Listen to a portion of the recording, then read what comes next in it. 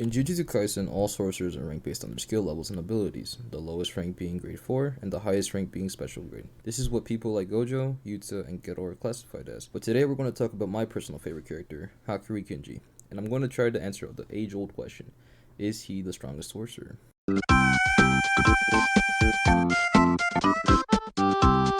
Hakari is a third-year student in Tokyo Jujutsu High who is right now suspended for clashing with some sort of authority. Hakari's first appearance is in Chapter 11 in the manga, or Episode 6 in the anime, where Gojo is explaining why he chose education rather than just being a force to be reckoned with.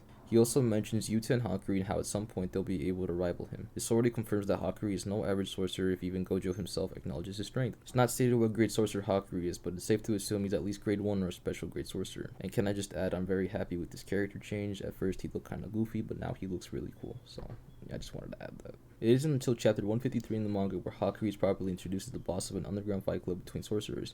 It's around here when we get to see a glimpse of his strength in chapter 157, when Yuji is trying to get his Hakari's help for the culling games. Hakari mistakes Yuji for an enemy and we see Hakari's first fight. Now, I say this with quotations because it's not really a fight, but more Hakari punches Yuji a couple times. It's stated that Hakari's cursed energy is a lot rougher than normal, making every punch he throws at you have some sort of sharp pain attached to it, no matter how soft he punches you. Yuji compared it to being hit with a baseball bat with razors attached to it. We see his punches cause substantial damage to Yuji, so we know Hakari is physically strong, there's no doubt about it, but that alone isn't enough to classify him as the strongest. There's something else in Hakari's kit that makes him so terrifying. In chapter 182, we see his first proper fight against Charles Bernard, where we again see his physical capabilities.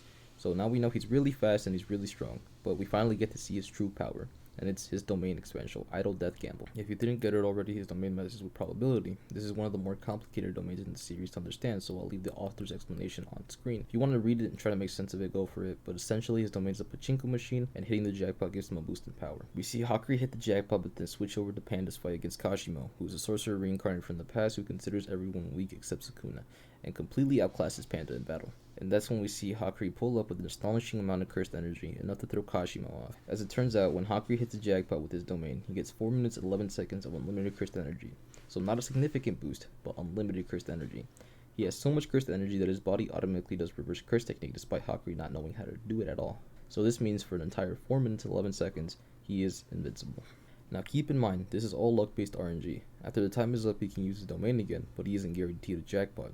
Chapter 189, we see Hakari get hit with the mortal wound, and as he's about to die, he uses his domain at the last second and gets super lucky with the jackpot, and heals his body up to 100%, granting him another 4 minutes and 11 seconds of immortality, giving him the edge in winning the fight. There was a bunch of other stuff in between, but basically the domains what came in clutch. After all of that, it brings us back to, is Hakari the strongest sorcerer?